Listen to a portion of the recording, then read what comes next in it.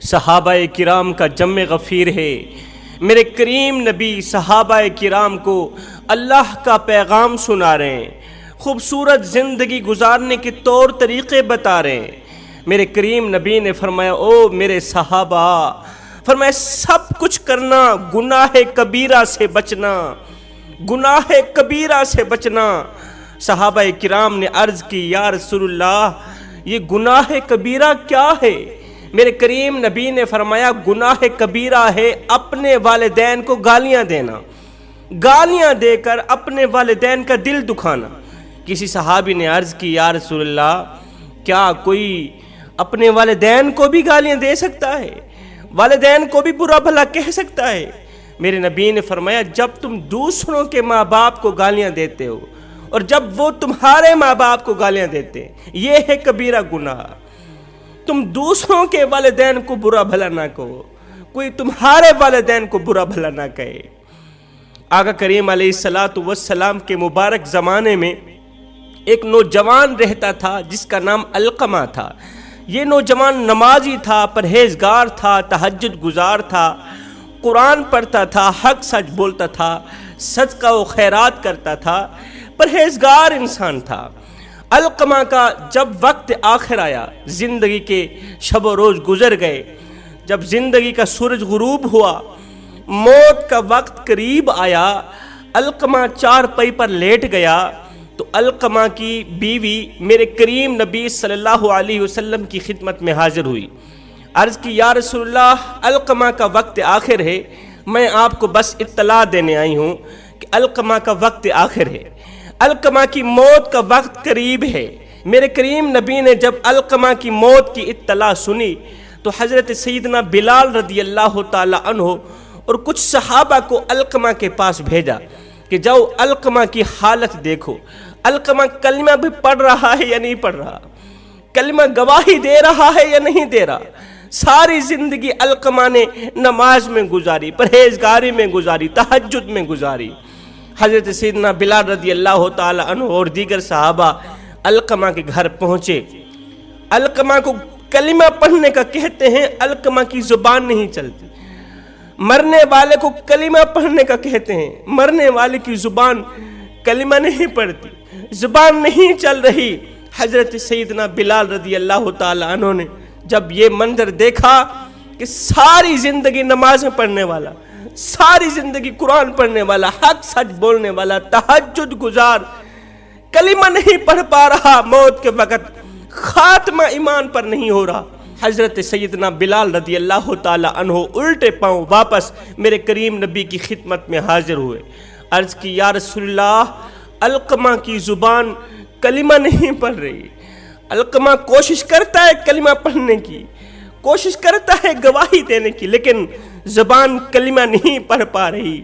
میرے کریم نبی نے حضرت بلال سے پوچھا بلال علقمہ کے والدین زندہ ہیں؟ بلال نے عرض کی یا رسول اللہ علقمہ کا باپ تو انتقال کر گیا لیکن ماں ضعیف العمر حیات ہے، ماں زندہ ہے۔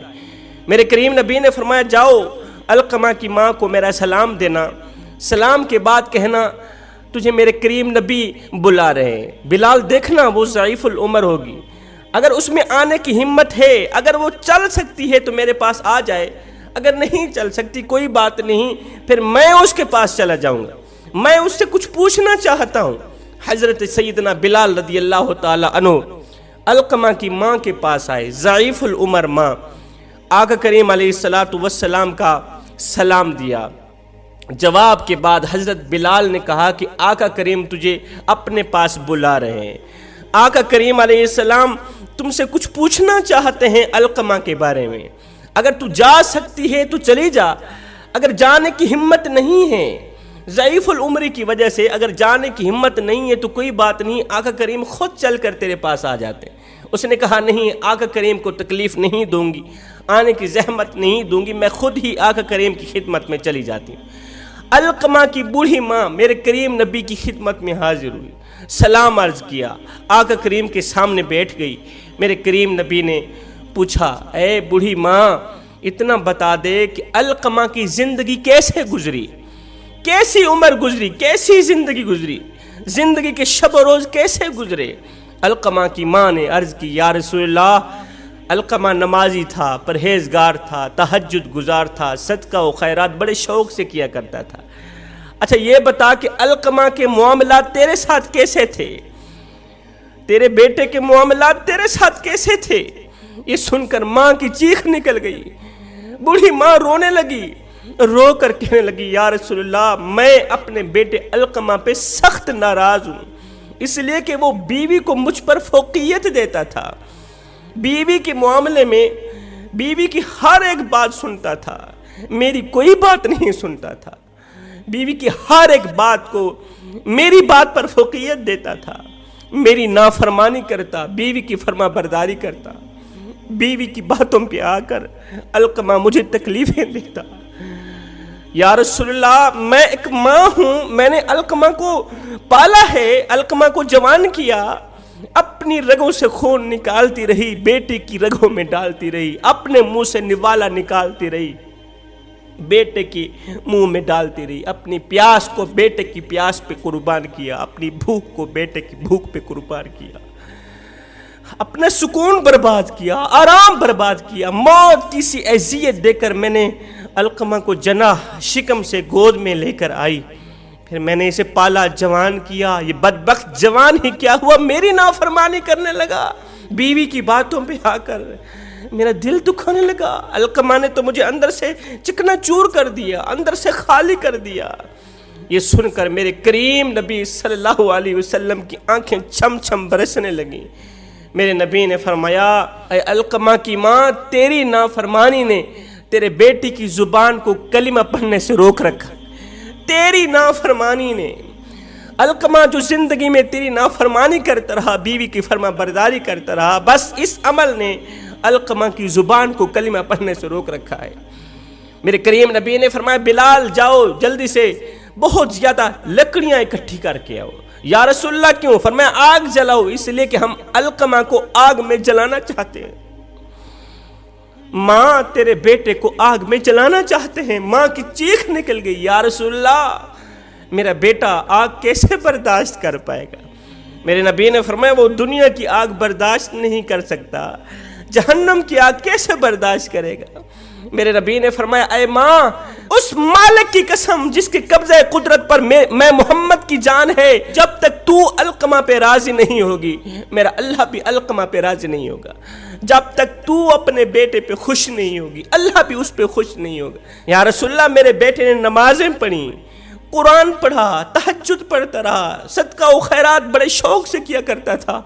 میرے نبی نے فرمایا قیامت کا دن ہوگا، نفسا نفسی کا عالم ہوگا، ہر بندہ ہائے ہائے کی پکار رہا ہوگا، میرا اللہ یہ نماز روزہ حج زکوٰۃ علقمہ کے منہ پہ مار کے رکھ دے گا، اس لیے کہ اس نے اپنی ماں کا دل دکھایا ہے، اپنی ماں کو دکھ دیا، ماں کو درد دیا، ماں کی نافرمانی کی، بیوی کی فرما برداری کرتا رہا، ماں کی نافرمانی کرتا رہا۔ اللہ اکبر۔ بلال لکڑیوں سے آگ جلاؤ نا، علقمہ کو لے آؤ آگ میں ڈال دو، تاکہ اس کا یہ گناہ دنیا میں ہی دھل جائے، آخرت میں جب جائے پاک و صاف ہو کے جائے۔ ماں کی چیخ نکل گئی۔ ماں نے کہا یا رسول اللہ میں علقمہ پہ راضی ہو گئی، علقمہ کو میں نے معاف کر دیا، بیٹے کو میں نے معاف کر دیا، میرے بیٹے کو آگ میں مت ڈالو، میری آنکھوں کے سامنے میرے کلیجے کو، میرے جگر کے ٹکڑے کو آگ میں مت ڈالو۔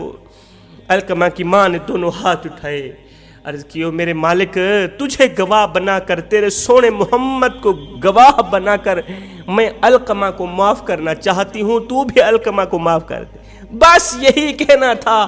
بلال کہتے ہیں ادھر سے علقمہ کی ماں نے بیٹے کو معاف کیا، ادھر سے بیٹے کی زبان بول اٹھی لا الہ الا اللہ محمد الرسول اللہ، زبان پڑھ اٹھی اشہد ان لا الہ الا اللہ وحدہ لا شریک لہ واشہد ان محمد عبدہ ورسولہ۔ صاحب نماز کی بہت بڑی فضیلت ہے، نمازی کو اللہ تعالیٰ بہت بڑا مقام دیتا ہے، عابد کی بہت بڑی فضیلت، عبادت کرنے والے کو اللہ تعالیٰ بہت بڑا مقام دیتا ہے، روزہ دار کی بہت بڑی فضیلت ہے، روزہ رکھنے والے کو اللہ تعالیٰ بہت بڑا مقام دیتا ہے۔ سنو، عبادت اس مقام تک نہیں پہنچا سکتی جہاں پر والدین کی خدمت پہنچاتی ہے۔